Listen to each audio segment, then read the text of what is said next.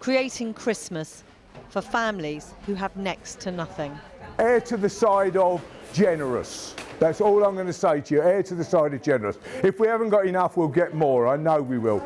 It's presents and toys today, but by the 25th, Les and his team of volunteers in Harwich in Essex will have put together absolutely everything necessary for a perfect Christmas day for around 100 of the poorest families in the area. We give everything they need for breakfast. And then for lunch, we give turkey, fresh vegetables, frozen vegetables, cranberry sauce, gravy, pigs in blankets, so that their Christmas dinner looks exactly the same as my Christmas dinner.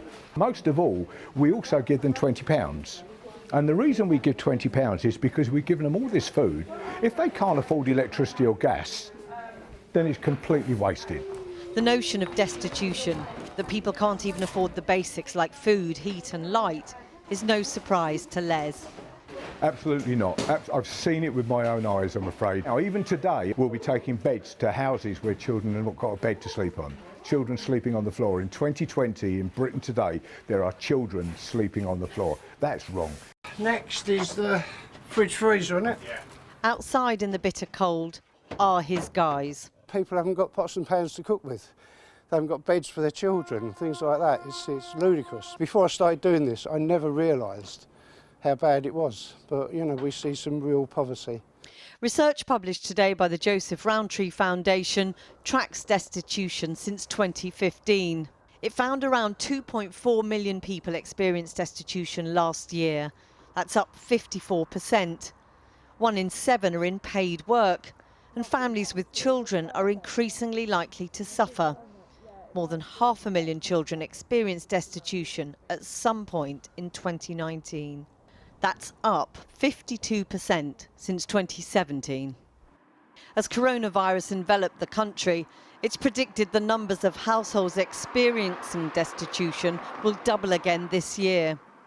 Jodie and Oliver are among the new destitute, here at the local Salvation Army, which they say literally saved them. They fed my family and kept them warm, haven't they? Mm-hmm. With 4 children under 11, desperation set in within days of the first lockdown. Oliver, who'd gone freelance as a spray painter 9 months earlier, was laid off. Not eligible for furlough or any of the government support schemes because his company hadn't been running long enough. They said they didn't qualify for universal credit either. I had nothing. Not a penny. Nothing, literally. And the click of your fingers, it's gone. It's very scary. A very scary place to be, knowing that we've got to provide for these children and they need food, they need heat. That word destitution, people do not think in Britain that there are families who've been in work who have fallen on such difficult times. But that has happened to you. Yeah, I mean, that is where you were. You think, oh, I'm never going to be destitute. I'm never going to not be able to provide my family. And then just like that, in a click of your fingers, we are. We were. With everything, every safety net, so to speak, that was put out, that we fell through, it did feel like every avenue we tried to go down, we weren't getting anywhere. And we still not, to a certain degree. Donated food and help with bills have kept them afloat. But with their debts mounting, a huge factor for many experiencing destitution, they now face bankruptcy.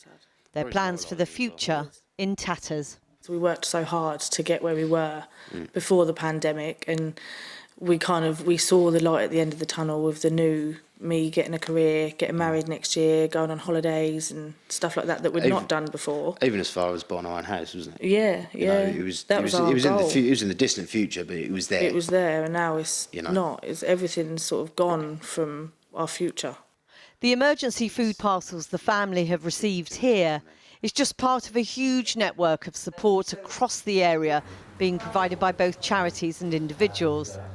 The month before lockdown, the Salvation Army handed out 1 food parcel.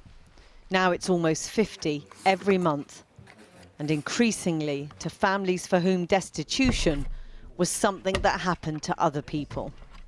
We've had families that are actually working. One part of the family have had to stop working. They suddenly can't survive. They're so embarrassed. It's so sad. I've had people crying down the phone, absolutely mortified that they've had to ask for help. Brad Thompson is making his own food drop to a woman who's been flagged by the local community as someone who is in desperate need. How are we doing, Carol? You all right? Where would you like the food, darling? Parcel should last you a few days or so. All right, if you need anything else, just give us a call, all right? Carol Shanbrook's father died of cancer during lockdown. Her benefits, which went into a joint account, were frozen in probate. Exactly the sort of life event which can tip the already poor into destitution. So just tell me how much money you had over that period and for how long? £67 for 6 weeks. And that went on electric, and everything else been supplied by Brad. £67 for 6 weeks? Yeah, they brought us clothes, a coat. I didn't have a coat. And I didn't go out. I used to sit here with a cardigan on. I don't bake. I don't cook anymore, and I'm absolutely paranoid about checking the electric. You've got this tiny heater? Yeah. And that's all you've got? That's all I've got. And poverty's so extreme, she can't even afford to accept all the charity on offer. Brad was going to get me a cooker, but I told him to give it to another family because I can't afford to use it. And for Carol, perhaps most devastating, having to rely on the council to bury her beloved father. It's very hurtful for me and for the children. You know, we didn't have dad flowers. We had a bouquet of flowers that he took with him. When you look ahead to the future, how do you feel at the moment? Sad for the children. You know, I miss buying the children presents. And what about Christmas? That's very bleak at the moment for us. Yeah, very bleak. I wish it wasn't Christmas. Yeah.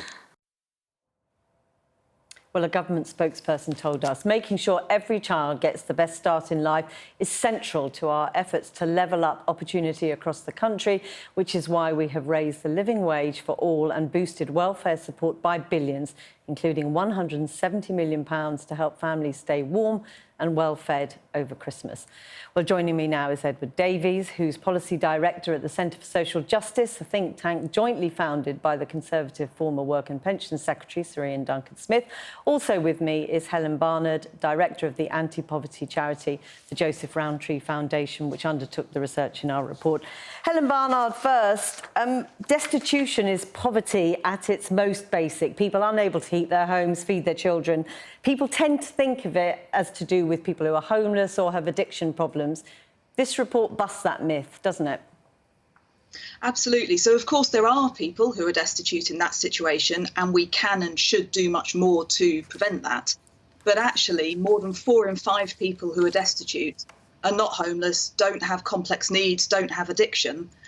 Actually, it's about people who are in paid work that's not good enough to give you a living, and people who are disabled, who have chronic health problems, and people for whom just the money is too little that they're getting, and it's eaten away even more by debt deductions and having to pay back advances. So it's not the very visible face that you might associate. It's people who are not visible, who are in cold, damp houses without enough food and often feeling like there's no way out, that they're hemmed in by hunger and anxiety. Ed Davies, 2.4 million people destitute, more than 500,000 children. Do you consider this an indictment of Britain, a sign of failure? I think this makes for some very tough reading, this report. And I think it's important to say as well, it's not the only report making this point. Even today, the Social Market Foundation produced something very similar on childhood hunger. And I think, we've done similar work during coronavirus on what is happening, because some of this data from a year ago, you can be pretty sure it's got worse during this year. I think there is an indictment here of successive governments. And it's not about what's going on today. It's about a lack of a really long-term vision on poverty. You think we got close to it. Theresa May would talk about burning injustices. You had the life chances agenda that never quite took off under David Cameron. You had a social justice outcomes framework that still sits in cobwebs on the DWP website, which came out under the coalition. But we've never quite put together this long-term strategy that says we've got a problem here. But it's about political will then, isn't it? There's certainly an element of that, yes. And I think we're going to be sitting here next year having the same conversation unless one government comes together and says, right, we need a long-term strategy here. Otherwise, we can have constant reports like this. We had Marcus Rashford a few weeks ago. We have these constant conversations, and yet there is no long-term strategy to get us out of this. But Helen Barnard, people can't wait for a long-term strategy, can they? They need action now. In simple terms, what could be done right now? So right now, tomorrow, the Chancellor could announce that he is keeping the extra £20 on universal credit, and he is extending that to people on the old-style legacy benefits, mainly disabled people and carers, who are the majority of this group who are destitute. And they could announce tomorrow that they will have a solution so you don't have to wait 5 weeks for your first universal credit payment and get into debt that you have to pay back after that.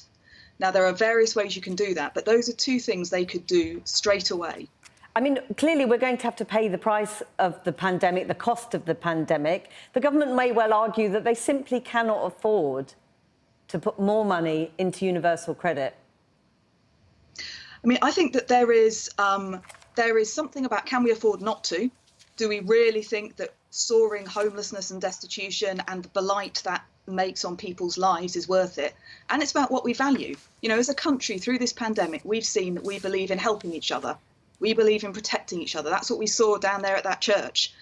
It's our government needs to live up to our values, and that means protecting people from the degrading humiliation of asking strangers for toilet roll because you can't afford it. Ed Davis, right now, universal credit is key. It was, of course, the brainchild of your former founder, Ian Duncan Smith. But so many people that we talk to for the last couple of years talk about that 5-week wait, the advance payments creating debt which in many cases dragging them under. Do you agree with Helen Barnard that something needs to be done about that 5-week wait, that these advance payments are creating debt, they're in the long term not helping? So I think there's two sides to this. I think firstly on universal credit generally, I think it has actually been over the last year one of the few bright spots in this pandemic, and it's worth acknowledging that, simply because if we'd had the old system, we would have had about 3 million people snaking around every town and city in this country with the paper in their hand trying to get their benefits. This is actually, the DWP don't get the credit of carers or the NHS, but they have worked miracles over the last year. But debt is a real problem because of that 5-week wait, isn't it? Now, debt, I would say that is another issue, yes. There are changes that can be made within the system. I think particularly on debt, we're finding that the repayment levels of debt within UC really impact how generous it is. So people don't come to us and say universal credit in itself isn't generous. They often come and say the level of debt means it is not generous enough. The level that I have to pay back every month means I can't survive. And so looking at that element within it is really important. And Helen Barnard, we see in the film there a huge network in this small place in Essex that we visited of charities and individuals. Is that the truth of this, that this is the future? Charities now doing stuff that isn't little extras, it is absolutely lifeline stuff. I think that's our decision to take. Do we really want that to be the future? That whether you have food depends on if you're lucky enough to have a local vicar who's still got something left? Or do we say that actually we build systems in this country to support each other? One of those systems is social security, so we're going to make it work for people. And actually fundamental to this is actually listening to the people who have experience of the system. So many things like the 5-week wait. If universal credit had been designed with the people who were going to be using it, it would never have happened. Because for years, people said, hang on a minute, when we get to universal credit, we haven't got savings, we haven't got help. So you need to design it with people, not do it to them. Helen Barnard and Ed Davies, thanks both of you. Sorry we couldn't talk longer. Thank you.